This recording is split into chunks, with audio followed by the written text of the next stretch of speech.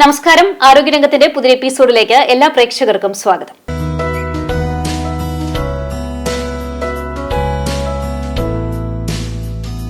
September 29 ലോക ഹൃദയ ദിനമാണ്. ഇന്ന് ഹൃദയ സംബന്ധമായിട്ടുള്ള ആരോഗ്യ പ്രശ്നങ്ങൾ വർദ്ധിച്ചു വരുന്നത് വലിയ തോതിലുള്ള ആശങ്കകൾ സൃഷ്ടിക്കുന്നുണ്ട്. എന്തുകൊണ്ടാണ് ഹൃദയ സംബന്ധമായിട്ടുള്ള ആരോഗ്യ പ്രശ്നങ്ങൾ വർദ്ധിക്കുന്നത്? അതിനുള്ള കാരണങ്ങൾ എന്താണ്? ഒരുപക്ഷെ ജീവിതശൈലിയിലുള്ള മാറ്റങ്ങൾ നമ്മുടെ ആരോഗ്യത്തെ ഏതൊക്കെ രീതിയിലാണ് ബാധിക്കുന്നത്? ഇതൊക്കെ ഇന്ന് ചർച്ചാ വിഷയമാണ്.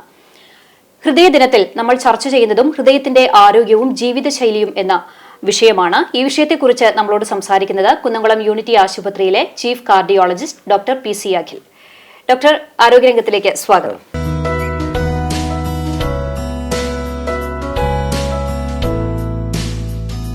ഡോക്ടർ, ഞാൻ തുടക്കത്തിൽ പറഞ്ഞ പോലെ സെപ്റ്റംബർ 29 ലോക ഹൃദയ ദിനമാണ്. നമുക്കറിയാം, ഇന്ന് ഹൃദയ സംബന്ധമായിട്ടുള്ള ആരോഗ്യ പ്രശ്നങ്ങൾ വർദ്ധിച്ചു വരുന്നതായിട്ടാണ് നമ്മൾ കാണുന്നത്. എന്തുകൊണ്ടാണ് ഇന്ന് ഹൃദയ സംബന്ധമായിട്ടുള്ള ആരോഗ്യ പ്രശ്നങ്ങൾ വർദ്ധിക്കുന്നത്? അതായത് നമ്മൾ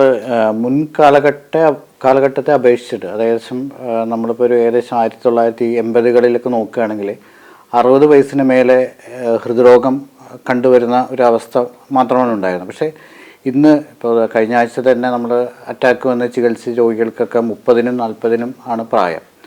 അതായത് ഈ കാലഘട്ടത്തിലുണ്ടായ ഈ മാറ്റത്തിന് പ്രധാനപ്പെട്ട പല കാരണങ്ങളുമുണ്ട്. ഒന്ന്, ഈ വർദ്ധിച്ചു വരുന്ന ഈ മാനസിക സമ്മർദ്ദം, അന്തരീക്ഷ വായു മലിനീകരണം, പിന്നെ നമ്മുടെ ഡയറ്റ്, അതായത് ഭക്ഷണ രീതിയിലൊരു മാറ്റം. അതായത് പണ്ട് നമ്മളൊരു നാടൻ ഭക്ഷണ രീതിയിൽ നിന്ന് ഫാസ്റ്റ് ഫുഡ് കൾച്ചർ, കൂടുതലും പ്രോസസ്ഡ് ഫുഡ്സ്, പിന്നെ റെഡ് മീറ്റിൻ്റെ ഉപയോഗം, പിന്നെ നമുക്ക് പൊതുവായി നമ്മൾ പറയാറുള്ള ഈ റിസ്ക് ഫാക്ടേഴ്സ്, അതായത് കാരണങ്ങളായിട്ടുള്ള പ്രമേഹം, അമിത രക്തസമ്മർദ്ദം, അമിത കൊളസ്ട്രോൾ, ഇതിൻ്റെ എല്ലാം മുൻകാലങ്ങളെ അപേക്ഷിച്ച് കേരളത്തിലെ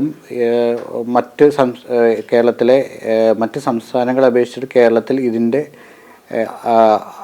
ഉള്ള ആളുകളുടെ എണ്ണം ഒരുപാട് കൂടുതലാണ് മുൻ കാലഘട്ടത്തിലെ അപേക്ഷിച്ചിട്ട്. അപ്പോൾ ഇതെല്ലാമാണ് ഇപ്പോൾ മുൻകാലങ്ങളെ അപേക്ഷിച്ച് ചെറുപ്പക്കാരിൽ ഹൃദ്രോഗം വളരെ പെട്ടെന്ന് കൂടാനുള്ള ഒരു പ്രധാനപ്പെട്ട ഒരു കാരണം. പലപ്പോഴും 20 വയസ്സ് മുതലുള്ള, അതായത് കുട്ടികൾക്ക് വരെ കുഴഞ്ഞു വീണ് മരിക്കുന്നു അല്ലെങ്കിൽ അറ്റാക്ക് വരുന്നു എന്നാണ് കേൾക്കാറുള്ളത്.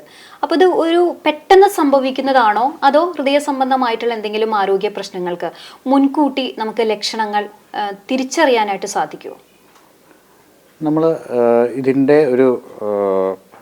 ഇതിൻ്റെ ടെക്നിക്കലി ഇതിനെ പറയുക പത്തോഫിസിയോളജി എന്നാണ് പറയുക. അപ്പോൾ അത് നമ്മൾ ഈ ഹാർട്ടിൻ്റെ രക്തക്കുഴലിൽ ഹൃദ്രോഗം എന്ന് പറഞ്ഞു കഴിഞ്ഞാൽ ഹാർട്ടിൻ്റെ മാംസപേശികളിലോട്ട് രക്തം എത്തിക്കുന്ന ധമനികൾ ബ്ലോക്ക് ഉണ്ടാകുന്നതിനെയാണ് ഹൃദ്രോഗം എന്ന് പറയുന്നത്.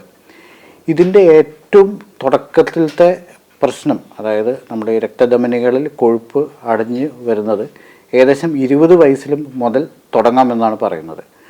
പക്ഷേ കുട്ടികൾക്ക് ഹാർട്ട് അറ്റാക്ക് വരാം. പക്ഷേ അത് എല്ലാ കാരണങ്ങളും ഈ രക്തക്കുഴലിലെ ബ്ലോക്ക് ആയിരിക്കണമെന്നില്ല. പെട്ടെന്ന് കുഴഞ്ഞു വീഴുന്ന മരണങ്ങൾ പല കാരണങ്ങളുണ്ട്.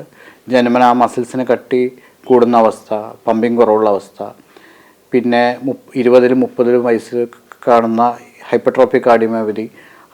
അതാണ് ഏറ്റവും കൂടുതൽ നമ്മൾ എക്സസൈസ് ചെയ്യുമ്പോൾ ജിമ്മിൽ കുഴഞ്ഞു വീണ് മരിക്കുന്ന ഹൃദയസ്തംഭനത്തിൻ്റെ പ്രധാനപ്പെട്ട കാരണം. അപ്പോൾ ഡോക്ടർ, എല്ലാം അത് ഹൃദയത്തിന്റെ പ്രശ്നമല്ല എന്നാണോ ഡോക്ടർ പറയുന്നത്? ഹൃദയത്തിന്റെ തന്നെ പ്രശ്നം. പക്ഷേ ഹാർട്ട് അറ്റാക്കിന് വ്യത്യസ്തമായ പല കാരണങ്ങളും കുഴഞ്ഞു വീണ് മരിക്കാൻ കാരണങ്ങളുണ്ട്. അത് രണ്ടിലും, ഹാർട്ട് അറ്റാക്ക് ആയാലും ഈ മസിൽസിന് കട്ടി കൂടിയ ഹൈപ്പർട്രോഫിക് കാർഡിയോമയോപ്പതി ആയാലും ഹാർട്ടിൻ്റെ ഇടുപ്പിൻ്റെ താളം പെട്ടെന്ന് തെറ്റുന്ന അവസ്ഥ, അതിനെ നമ്മൾ ശാസ്ത്രീയമായി വെൻട്രിക്കുലർ ഫിബ്രിലേഷൻ അല്ലെങ്കിൽ വെൻട്രിക്കുലർ ടക്കിക്കാർഡിയ എന്ന് പറയും. ഈ രണ്ട് അസുഖത്തിലും ഈ കാരണം കൊണ്ടാണ് പെട്ടെന്ന് ആൾ കുഴഞ്ഞു വീണ് മരിക്കുന്നത്. ഇപ്പോൾ പലപ്പോഴും എന്തെങ്കിലും ഒരു അസ്വസ്ഥത അല്ലെങ്കിൽ ഹൃദയ സംബന്ധമായിട്ടുള്ള എന്തെങ്കിലും ഒരു അസ്വസ്ഥത തോന്നുമ്പോൾ മാത്രമാണ് ഒരു ഡോക്ടറെ സമീപിക്കുക എന്ന് നമ്മളിൽ പലരും ചിന്തിക്കാറ്. പക്ഷേ അങ്ങനെയാണോ, അതോ മുൻകൂട്ടി നമ്മൾ എന്തെങ്കിലും ചികിത്സകൾ അല്ലെങ്കിൽ ടെസ്റ്റുകൾ നടത്തേണ്ടതുണ്ടോ?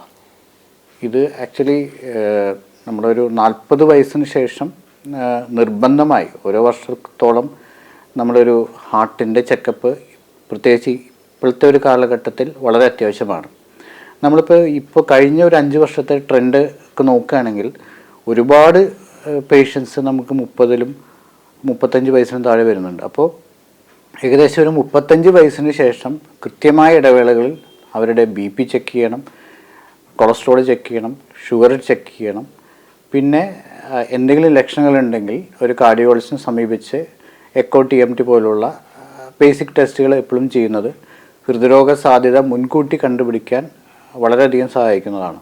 ഇപ്പോൾ പലരും പലപ്പോഴും പറയുന്നത് കേട്ടിട്ടുണ്ട്, അതായത് എന്തെങ്കിലും നെഞ്ചുവേദന ആയിട്ട് ടെസ്റ്റ് ചെന്നാൽ ബ്ലോക്ക് ഉണ്ടെന്ന് പറഞ്ഞാൽ അത് പിന്നെ ഒരു സർജറി ചെയ്യേണ്ടി വരുമോ, സർജറി ചെയ്യേണ്ടി വന്നാൽ തന്നെ പിന്നീട് അവർക്ക് അങ്ങോട്ടുള്ള ഒരു ലൈഫ് സാധാരണ നോർമൽ പോലെ അത്തരത്തിൽ പേടിച്ചുകൊണ്ട് പലപ്പോഴും അത് നിസ്സാരവൽക്കരിച്ച വേദനകൾ തള്ളിക്കളയുന്നവരുണ്ട്.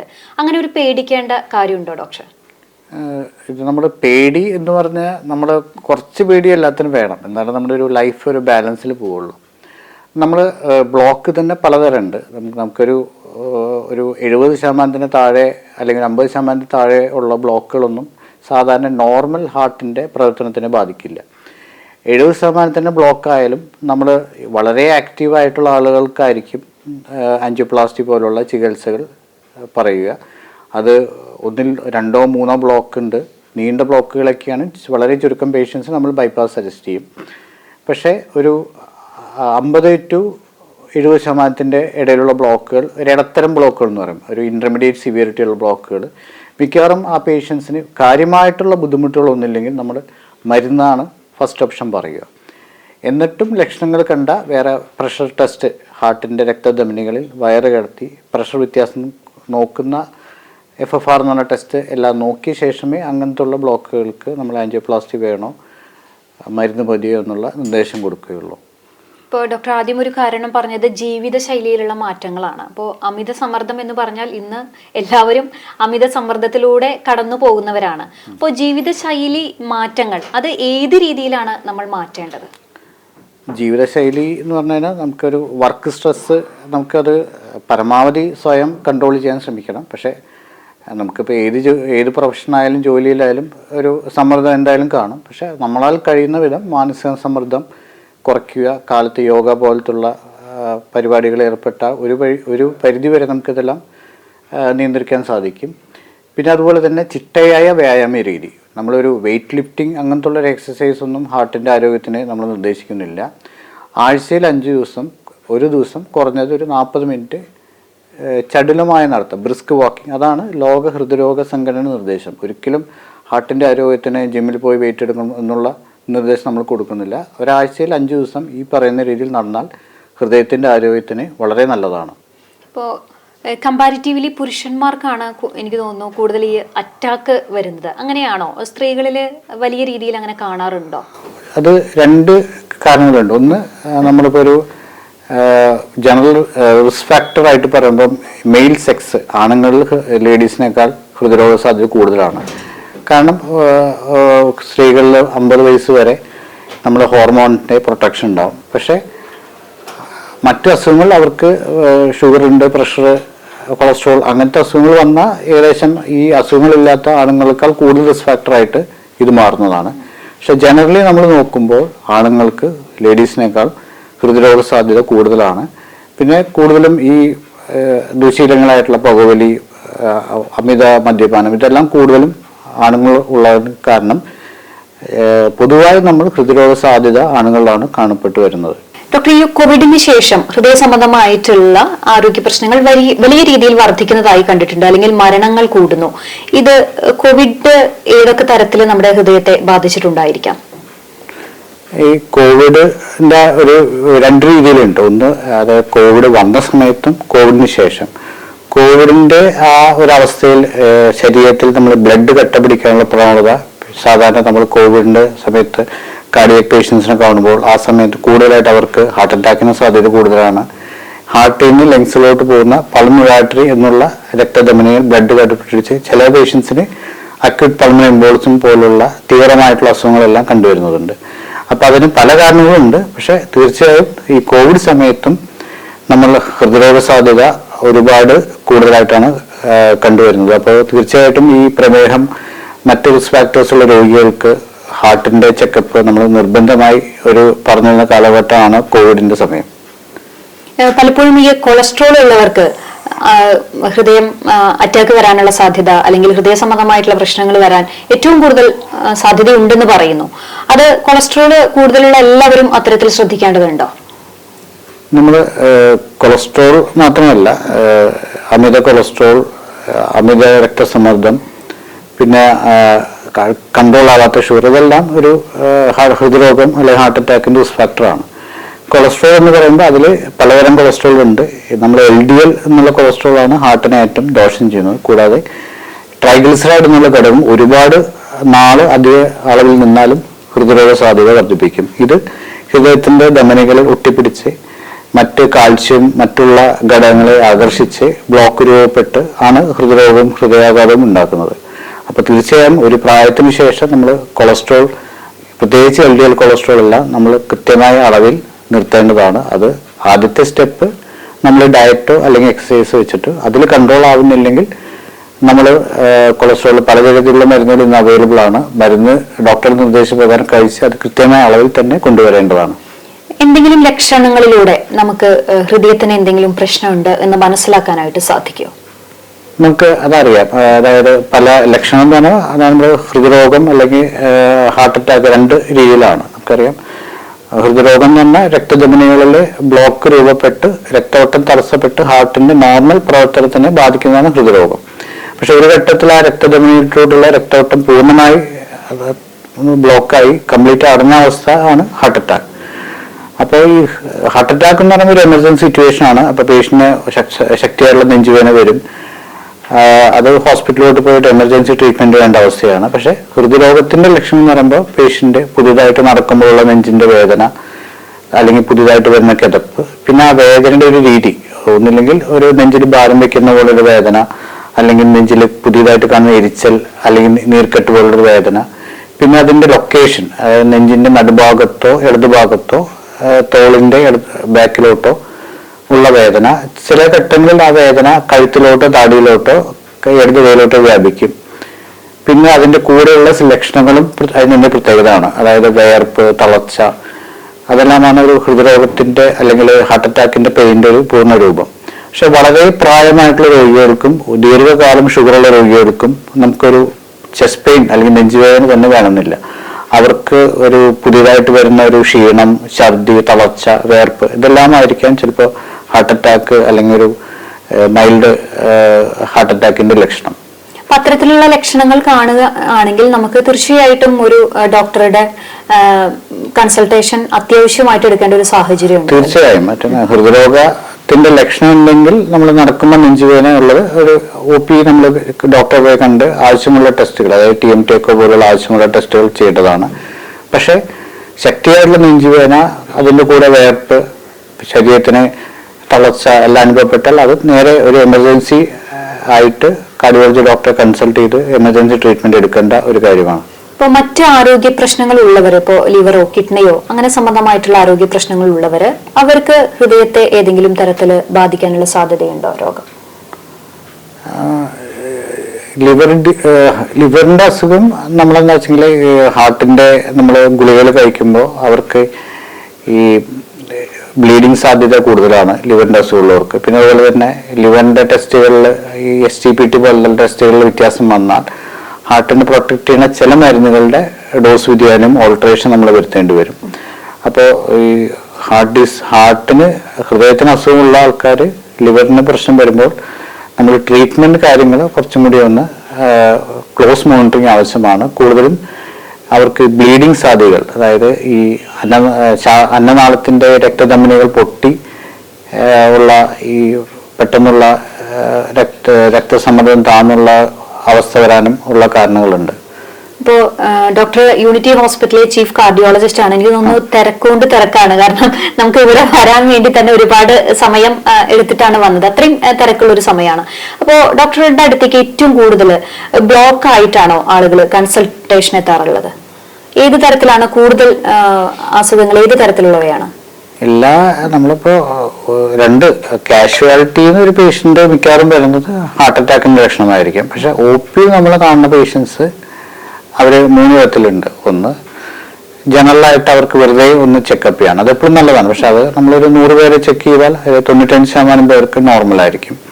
പിന്നെ എന്തെങ്കിലും ലക്ഷണമായിട്ട് നടക്കുമ്പോൾ നെഞ്ചുവേദന, കിതപ്പ്, ആ പേഷ്യൻസിന് നമ്മൾ ടെസ്റ്റ് ചെയ്യുമ്പോൾ മിക്കവാറും ഹാർട്ടിന്റെ ഹൃദ്രോഗ സാധ്യതയ്ക്കുള്ള ലക്ഷണങ്ങൾ എക്കോളോ TMT കാണാറുണ്ട്. അത് കൂടുതലും ബ്ലോക്ക് ആണോ? നമ്മള് ഹാർട്ടിന്റെ ലക്ഷണങ്ങളുള്ള രോഗികൾക്ക് നമ്മൾ ഈ എക്കോ TMT പോലുള്ള ടെസ്റ്റുകൾ ചെയ്താൽ നമുക്ക് അതിൽ കാര്യമായിട്ടുള്ള പ്രശ്നങ്ങളിൽ നമ്മൾ ആൻജിയോഗ്രാം പോലത്തുള്ള ടെസ്റ്റുകൾ നിർദ്ദേശിക്കും. പിന്നെ തുടർ ചികിത്സ എല്ലാം ആൻജിയോഗ്രാമിന്റെ റിസൾട്ട് നോക്കിയിട്ടായിരിക്കും. ഇപ്പോൾ ആൻജിയോപ്ലാസ്റ്റി നിർദ്ദേശിക്കുന്ന അല്ലെങ്കിൽ ഓപ്പൺ സർജറി ഏത് ഘട്ടത്തിലാണ് ഓപ്പൺ സർജറിയിലേക്ക് പോകാറുള്ളത്? അത് നമ്മുടെ ബ്ലോക്കിന്റെ ഒരു ഘടന അനുസരിച്ചിട്ടാണ്. ഇപ്പം നമ്മൾ ഒരു ബ്ലോക്ക് മാത്രമേ ഉള്ളൂ, അത് പ്രധാന രക്തധമനികൾ അല്ലെങ്കിൽ നമ്മൾ ആൻജിയോപ്ലാസ്റ്റി നിർദ്ദേശിക്കും. അത് കൂടുതലുള്ള ബ്ലോക്കാണെങ്കിൽ, ഇപ്പോൾ ഞാൻ നേരത്തെ പറഞ്ഞ പോലെ 70% താഴെയുള്ള ബ്ലോക്കാണ് പേഷ്യന്റ് രോഗിക്ക് വലിയ ലക്ഷണങ്ങളൊന്നുമില്ലെങ്കിൽ നമ്മളത് മാക്സിമം മരുന്നിലാണ് പോവുക എന്നുള്ള നിർദ്ദേശം കൊടുക്കാറ്. പക്ഷേ മൾട്ടിപ്പിൾ ബ്ലോക്സ്, പ്രത്യേകിച്ചും മെയിൻ രക്തധമനികൾ ബാധിക്കുന്ന തരത്തിലുള്ള ബ്ലോക്ക് ആണെങ്കിൽ കൂടുതലും അങ്ങനത്തെ പേഷ്യൻസിന് നമുക്ക് ബൈപ്പാസ് പോലുള്ള ചികിത്സയായിരിക്കും ജനറലി നിർദ്ദേശിക്കുക. ഇപ്പോൾ ആൻജിയോപ്ലാസ്റ്റി കഴിഞ്ഞ ഒരു പേഷ്യന്റിന് തുടർന്ന് അങ്ങോട്ട് സാധാരണ നോർമൽ ഒരു വ്യക്തിയുടെ പോലെ ജോലി എടുത്ത് പ്രശ്നങ്ങളൊന്നുമില്ലാതെ മുന്നോട്ട് പോകാൻ പറ്റുമോ, അല്ലെങ്കിൽ വീണ്ടും ഒരു തുടർ ചികിത്സ എത്രത്തോളം ആവശ്യം വരും? ഒരു ഹാർട്ട് അറ്റാക്ക് വന്ന് ഒരു ആൻജിയോപ്ലാസ്റ്റി കഴിഞ്ഞ് ഒരു മാസത്തിന് ശേഷം അവരുടെ ഹാർട്ടിന്റെ പമ്പിങ്ങിന് പ്രശ്നങ്ങളില്ല എങ്കിൽ ഒരു മാസത്തിന് ശേഷം സാധാരണ ജോലിയെല്ലാം ചെയ്യാവുന്നതാണ്. പക്ഷെ ചില മാസി ഹാർട്ട് അറ്റാക്കിന് അവരുടെ ഹാർട്ടിന്റെ പമ്പിങ് കുറവായിരിക്കും. അപ്പോൾ ആ പമ്പിങ് റിക്കവറി ചെയ്യണവരെ, അതായത് ഹെവി ആയിട്ടുള്ള വർക്ക് നമ്മൾ ഒഴിവാക്കാനായിട്ടാണ് നിർദ്ദേശം കൊടുക്കാറ്. ഇപ്പോൾ ഡോക്ടർ, ഇപ്പോൾ 15 വയസ്സായിട്ടുള്ള, ഇപ്പോൾ 2 ആഴ്ചകൾക്ക് മുമ്പ് 15 വയസ്സായിട്ടുള്ള ഒരു കുട്ടി വരെ അറ്റാക്ക് വന്ന് മരിച്ചു, കുഴഞ്ഞു വീണ് മരിച്ചു എന്ന് പറയുന്നു.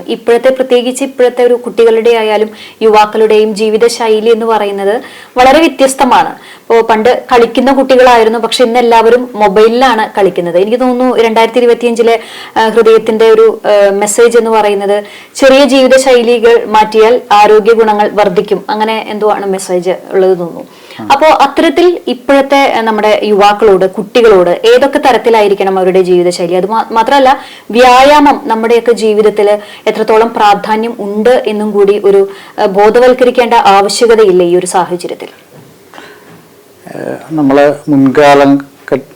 ഘട്ടത്തെ അപേക്ഷിച്ച് നമ്മൾ ഇപ്പോഴത്തെ കുട്ടികളുടെ പുതിയ ജനറേഷൻ, ഇപ്പം നമ്മുടെ ഇപ്പോൾ ഒരു അടുത്ത ബന്ധുക്കളുടെ കാണുന്നത്, അവർ മുമ്പ് നമ്മൾ ഗാർഡനിലും അവിടെയൊക്കെ കളിച്ചിരുന്ന കുട്ടികൾ ഇപ്പോഴും മൊബൈൽ നോക്കി ഒരു ഭാഗത്ത് ഇരുന്ന് ഒരു മധുരമുള്ള സാധനങ്ങൾ കൂടുതൽ കഴിക്കുന്നു, അങ്ങനെയാണ്. അപ്പോൾ നമ്മൾ ഈ 2 കാര്യങ്ങളാണ്. ഒന്ന്, അവരുടെ ഫിസിക്കൽ ആക്ടിവിറ്റി കുറയുന്നു. രണ്ടാമത്, പണ്ട് നമ്മൾ കഴിക്കുന്ന നാടൻ ഭക്ഷണങ്ങൾ, സ്നാക്സ് മാറിയിട്ട് ഇപ്പോൾ ഈ ജങ്ക് ഫുഡിലോട്ട് മാറുന്നു എന്നുള്ളതാണ്. അതായത് പിസ്സ, ബർഗർ, ഈ നമ്മുടെ ഈ വറുത്തതായിട്ടുള്ള ഈ ചിപ്സ്, ഫ്രഞ്ച് ഫ്രൈ, അതുപോലുള്ള രുചി ഉണ്ടെങ്കിലും ശരീരത്തിന്റെ ഉള്ളിലേക്ക് ചെന്നാൽ അത് ഫിസിക്കൽ ആക്ടിവിറ്റി കുറയുന്നു. പിന്നെ ഒരു ബാഡ് ഡയറ്റ് പാറ്റേൺ ആണ് ഇപ്പോഴത്തെ കുട്ടികൾ കണ്ടുവരുന്നത്. പിന്നെ അതുമൂലം തന്നെ പൊണ്ണത്തടി കൂടുന്നു. ഇതെല്ലാം നമുക്കൊരു 30 വയസ്സിന് ശേഷം ഹൃദ്രോഗ സാധ്യത കൂടുന്നു എന്നുള്ളതാണ് നമ്മൾ കണ്ടുവരുന്നത്. അപ്പോൾ നമ്മുടെ നിർദ്ദേശം ഫിസിക്കലി ആക്റ്റീവായി കളിക്കുക പിള്ളേര്, പിന്നെ ജങ്ക് ഫുഡ്സ് മാക്സിമം ഒഴിവാക്കുക. പിന്നെ അവർക്ക് ഫാമിലി ഹിസ്റ്ററി ഉണ്ട്, അവരുടെ മാമന്മാർക്കോ അച്ഛനോ അവർക്ക് അതായത് നേരത്തെ ഹൃദ്രോഗത്തിന്റെ ലക്ഷണങ്ങൾ ഉണ്ടെങ്കിൽ അവരൊരു 20 വയസ്സിന് ശേഷം തന്നെ ഹൃദ്രോഗം വരാതിരിക്കാനായിട്ടുള്ള ചിട്ടയായിട്ടുള്ള ഭക്ഷണ രീതി, വ്യായാമം, ഇതെല്ലാം ചെയ്യുന്നത് എപ്പോഴും ഭാവിയിൽ ഹൃദ്രോഗ സാധ്യത കുറയ്ക്കാനായിട്ട് സഹായിക്കുന്നതാണ്. പാരമ്പര്യമായിട്ട് വരാനുള്ള സാധ്യത കൂടുതലാണ് എന്നാണോ ഡോക്ടർ പറയുന്നത്? ഇത് നമുക്ക് ഈ ഹൃദ്രോഗത്തിന്റെ റിസ്ക് ഫാക്ടേഴ്സ് എന്ന് പറയുമ്പോഴേ നമ്മളതിനെ 2 രീതിയിലുണ്ട്. ഒന്ന്, നമുക്ക് മോഡിഫൈ ചെയ്യാൻ പറ്റുന്ന റിസ്ക് ഫാക്ടേഴ്സ് ഉണ്ട്. ഇപ്പോൾ ഇത് പ്രമേഹം, അമിത രക്തസമ്മർദ്ദം, അമിത കൊളസ്ട്രോൾ, പിന്നെ പൊണ്ണത്തടി, പിന്നെ സ്ട്രെസ്, എയർ പൊല്യൂഷൻ, ഇതെല്ലാം നമുക്ക് ഒരു പരിധി വരെ തന്നെ തടുത്തു നിർത്താൻ പറ്റും. നമുക്ക് അസുഖം ഉണ്ടെങ്കിലും നമുക്ക് മരുന്ന് കഴിച്ചാൽ നമ്മുടെ കൃത്യമായിട്ട് അളവിൽ തന്നെ വെക്കാൻ പറ്റും. പക്ഷെ നമുക്കൊരിക്കലും മാറ്റാൻ പറ്റാത്ത നോൺ മോഡിഫയബിൾ റിസ്ക് ഫാക്ടേഴ്സാണ്. അത് ഈ ജനിതകമായിട്ടുള്ള, അതായത് ജനറ്റിക് ആയിട്ടുള്ള പ്രശ്നങ്ങൾ നമുക്കൊന്നും ചെയ്യാൻ പറ്റുന്നതല്ല. പിന്നെ ഏജ്, വയസ്സ് കൂടുന്നു, അതൊന്നും നമുക്ക് മോഡിഫൈ ചെയ്യാൻ പറ്റാത്ത റിസ്ക് ഫാക്ടേഴ്സാണ്. അപ്പോൾ നമുക്കൊരു ഫാമിലി ഹിസ്റ്ററി സ്ട്രോങ് ആണെങ്കിൽ നമ്മൾ കൂടുതൽ കെയർ എടുക്കുക എന്നല്ലാണ്ട് നമുക്ക് അതിൽ കൂടുതൽ പേടിച്ചിട്ട് കാര്യമില്ല. അപ്പം അങ്ങനെയുള്ള സ്ട്രോങ് ഫാമിലി ഹിസ്റ്ററി ഉള്ള ആൾക്കാർ കൃത്യമായിട്ടുള്ള വ്യായാമം, ആരോഗ്യപരമായിട്ടുള്ള ഭക്ഷണ രീതി, ഷുഗറോ പ്രഷറോ കൊളസ്ട്രോളോ ഏതെങ്കിലും ഉണ്ടെങ്കിൽ അത് മരുന്ന് കഴിച്ചോ അല്ലാതെയോ കൃത്യമായിട്ട് അളവിൽ തന്നെ കൊണ്ടുവന്നാൽ ഒരു പരിധി വരെ തന്നെ ഹൃദ്രോഗ സാധ്യത തടയാനും ഭാവിയിൽ ഹാർട്ട് അറ്റാക്ക് വരാനുള്ള റിസ്ക് അവർക്ക് കുറവായിരിക്കും മറ്റ് രോഗികളെ അപേക്ഷിച്ച്. ഇപ്പോൾ ഹൃദയത്തിനെ ദോഷകരമായി ബാധിക്കുന്ന ഫുഡ് ഐറ്റംസിനെ പറ്റി ഡോക്ടർ പറഞ്ഞു, ജങ്ക് ഫുഡ്സ്, അത്തരത്തിലുള്ള കാര്യങ്ങൾ. ഈ ഹൃദയത്തിന് ഗുണകരമാവുന്ന ഭക്ഷണങ്ങൾ ഏതൊക്കെയാണ് നമ്മുടെ ഡെയിലി ലൈഫിൽ ഉൾപ്പെടുത്തേണ്ടത്? അപ്പം അതിൽ നമ്മളിപ്പോൾ ജനറലായിട്ട് ഇപ്പോൾ നമുക്ക് പൊതുവെ മിക്ക ആൾക്കാർക്ക് അറിയാവുന്ന പോലെ തന്നെ റെഡ് മീറ്റ് പാടെ ഒഴിവാക്കണം. പിന്നെ പ്രോസസ്ഡ് ഫുഡ്സ് എപ്പോഴും ഒഴിവാക്കണം. പിന്നെ എണ്ണയിൽ ഡീപ് ഫ്രൈ ചെയ്തിട്ടുള്ള എല്ലാ ഇതും ഹൃദ്രോഗത്തിൻ്റെ സാധ്യത വർദ്ധിക്കും. പിന്നെ ഇപ്പോൾ ഈ പുതിയതായിട്ടുള്ള പഠനം അമിതമായിട്ടുള്ള ഈ ഷുഗറിൻ്റെ യൂസും ഹൃദ്രോഗ സാധ്യത വർദ്ധിപ്പിക്കുമെന്നാണ് കണ്ടുവരുന്നത്.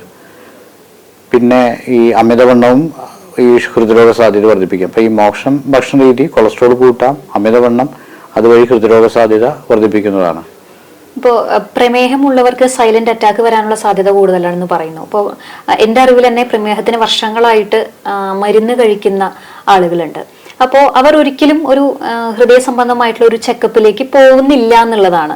അപ്പോൾ ഈ പ്രമേഹവും ഹാർട്ടും തമ്മിൽ ഏതൊക്കെ തരത്തിൽ ബന്ധപ്പെട്ടിരിക്കുന്നു, അല്ലെങ്കിൽ വരാനുള്ള സാധ്യത മറ്റ് കൂടുതലാണോ?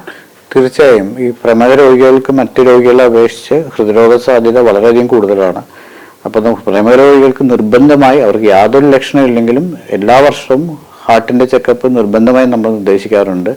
പല പേഷ്യൻസ് നമ്മൾ കണ്ടുവരാം, 20 വർഷമായ ഷുഗർ ഉണ്ട്, യാതൊരു ചെക്കപ്പും ചെയ്തിട്ടില്ല, അവർക്ക് ആദ്യമായിട്ടായിരിക്കും ഹാർട്ടിന്റെ അസുഖത്തിന്റെ ലക്ഷണങ്ങൾ കാണാം. അപ്പോൾ അതൊരു നമ്മളൊരു ആൾക്കാർക്കുള്ള അതിന് അറിവ് കുറവിൻ്റെ ഒരു പ്രശ്നമാണ്. അപ്പോൾ എല്ലാ പ്രമേഹമുള്ള രോഗികളും വർഷത്തിൽ ഹൃദയത്തിന്റെ ഹാർട്ട് ചെക്കപ്പ് നിർബന്ധമായി ചെയ്യേണ്ടതാണ്. ഡോക്ടർ, ആദ്യം നമുക്കൊരു 50 വയസ്സിന് ശേഷം അല്ലെങ്കിൽ ഒരു 60 വയസ്സിന് ശേഷമാണ് ഹൃദയ സംബന്ധമായിട്ടുള്ള ആരോഗ്യ പ്രശ്നങ്ങളെ കുറിച്ച് ഭയക്കേണ്ടതുള്ളൂ. പക്ഷെ ഇന്നത്തെ സാഹചര്യം അതല്ല. ചെറുപ്പത്തിൽ തന്നെ നമ്മൾ ഹൃദയത്തെ കാത്തു സൂക്ഷിക്കേണ്ട ഒരു അവസ്ഥയാണുള്ളത്. അപ്പൊ നോർമൽ ആയിട്ടുള്ള ഒരു വ്യക്തിക്ക് ഹൃദയം ആരോഗ്യമുള്ളതാണ് അത് തെളിയിക്കാനായിട്ട് ഏതൊക്കെ ടെസ്റ്റുകളാണ് അവൈലബിൾ ആയിട്ടുള്ളത്? മാത്രമല്ല സാധാരണ ഒരു നോർമൽ ആള് ഏതൊക്കെ ടെസ്റ്റ് എടുക്കണം എന്നുള്ളത് കൂടിയാണ്. നമ്മുടെ ഒരു 30 വയസ്സുള്ള ആൾക്കൊരു ഷുഗർ ഇല്ല, അമിത കൊളസ്ട്രോൾ ഇല്ല, പ്രഷർ ഒന്നുമില്ലെങ്കിൽ അവർക്ക് നടക്കുന്നു, മറ്റ് കായിക വിനോദങ്ങൾ ചെയ്യുമ്പോൾ പ്രത്യേകിച്ച് യാതൊരു ലക്ഷണങ്ങളും ഇല്ലെങ്കിൽ യാതൊരു ചെക്കപ്പിന്റെ ആവശ്യമില്ല. പക്ഷെ അതേ രോഗി തന്നെ അവർക്ക് ഷുഗർ ഉണ്ട്, അമിത രക്തസമ്മർദ്ദം ഉണ്ട്, കൊളസ്ട്രോൾ ഉണ്ടെങ്കിൽ അവരെ ഒന്ന് ഹാർട്ടിന്റെ ചെക്കപ്പ്, കാരണം ഇതൊരു റിസ്ക് ഫാക്ടറാണ്. അപ്പോൾ അതുകൊണ്ട് ഹാർട്ടിന്റെ ചെക്കപ്പ്, എക്കോ TMT പോലുള്ള ടെസ്റ്റുകൾ ചെയ്യുന്നത് എപ്പോഴും നല്ലതായിരിക്കും. പക്ഷെ ഇപ്പോഴത്തെ ഒരു ട്രെൻഡ് വെച്ചിട്ട് 40 വയസ്സിന് ശേഷം നമ്മളൊരു വർഷത്തിലൊരിക്കൽ ഹാർട്ടിന്റെ ചെക്കപ്പ് ചെയ്യുന്നത് നമുക്ക് നേരത്തെ തന്നെ ഹൃദയത്തിന്റെ ലക്ഷണങ്ങൾ കണ്ടുപിടിക്കാനും നമുക്ക് ചികിത്സിക്കാനും ഹാർട്ട് അറ്റാക്ക് വരുന്നതിന് മുമ്പ് ഹൃദയ സാധ്യത കണ്ടുപിടിക്കാനും സഹായിക്കുന്നതാണ്. അപ്പോൾ എന്താണ് നമ്മുടെ ഇപ്പോഴത്തെ തലമുറയോട് അല്ലെങ്കിൽ നമ്മുടെ ലൈഫിൽ ഹൃദയത്തെ കേൾക്കാൻ ചെറിയ ടിപ്സ് ആയിട്ട് എന്താണ് ഡോക്ടർക്ക് പറയാനുള്ളത്? ഇതില് നമ്മളിപ്പോ ഇപ്രാവശ്യത്തെ വേൾഡ് ഹെഡ് തീം പോലെ ഡോൺ മിസ് ഒരു ബീറ്റ് എന്നുള്ളതാണ്. അപ്പോൾ അതിൽ നമ്മൾ ഒരു പ്രായത്തിന് ശേഷം ഹൃദ്രോഗത്തിന്റെ ലക്ഷണങ്ങൾ നമ്മൾ ഒരിക്കലും അവഗണിക്കരുത്. അതായത് നമ്മൾ പുതിയതായിട്ട് വരുന്ന നെഞ്ചിന്റെ വേദന, പുതിയതായിട്ട് വരുന്ന കിതപ്പ്, അതായത് ഹൃദ്രോഗത്തിന്റെ ലക്ഷണങ്ങൾ ഒരിക്കലും നമ്മൾ അവഗണിക്കരുത്. പിന്നെ ഒരു പ്രായത്തിന് ശേഷം 40 വയസ്സിന് ശേഷമൊക്കെ നമുക്കൊരു ഷുഗറോ പ്രഷറോ കൊളസ്ട്രോളോ ഉണ്ടെങ്കിൽ അത് കൃത്യമായിട്ടുള്ള അളവിൽ തന്നെ നിയന്ത്രിച്ച് വെക്കേണ്ടതാണ്, അത് മരുന്നില്ലാതെയോ അല്ലയോ. അതുപോലെ തന്നെ ഹൃദ്രോഗ സാധ്യതയുള്ള രോഗികൾ ചിട്ടമായ ഭക്ഷണ രീതി, അതായത് ചിട്ടയായ വ്യായാമം, പിന്നെ ദുശീലങ്ങൾ ഉപേക്ഷിക്കുക, പുകവലി, അമിത മദ്യപാനം, പിന്നെ പൊണ്ണത്തടി ഉണ്ടെങ്കിൽ അത് എക്സസൈസോ ഭക്ഷണ രീതി കൺട്രോളായിട്ട് അതെല്ലാം ഒരു വെയിറ്റ് കറക്റ്റായിട്ടുള്ള വെയിറ്റ് അവർ കൊണ്ടുവരേണ്ടതാണ്. ഓക്കെ ഡോക്ടർ, അപ്പോൾ ലോക ഹൃദയ ദിനത്തിൽ ഡോക്ടർക്ക് നൽകാനുള്ള സന്ദേശങ്ങളാണ് ഇപ്പോൾ പ്രേക്ഷകർ കേട്ടത്. പ്രത്യേകിച്ചും ജീവിതശൈലി തന്നെയാണ് നമ്മുടെ ഹൃദയാരോഗ്യത്തെ ഇല്ലാതാക്കുന്നത്. കൃത്യമായിട്ടുള്ള ഒരു ചിട്ടയായ ജീവിതത്തിലൂടെ, ആരോഗ്യകരമായിട്ടുള്ള ഭക്ഷണ രീതികളിലൂടെ ഒരു പരിധി വരെ നമുക്ക് ഹൃദയത്തെ കാക്കാനായിട്ട് സാധിക്കും. അതിനുള്ള ഒരുപാട് കാര്യങ്ങൾ ഡോക്ടർ പങ്കുവച്ചു. യൂണിറ്റി ഹോസ്പിറ്റലിലെ ചീഫ് കാർഡിയോളജിസ്റ്റ് ഡോക്ടർ അഖിലാണ് നമ്മളോട് സംസാരിച്ചത്. ആരോഗ്യരംഗത്തിന്റെ ഇന്നത്തെ അധ്യായം ഇവിടെ പൂർണ്ണമാവുന്നു. അടുത്ത അധ്യായത്തിൽ മറ്റൊരു വിഷയവുമായി വീണ്ടും കാണാം. നന്ദി, നമസ്കാരം.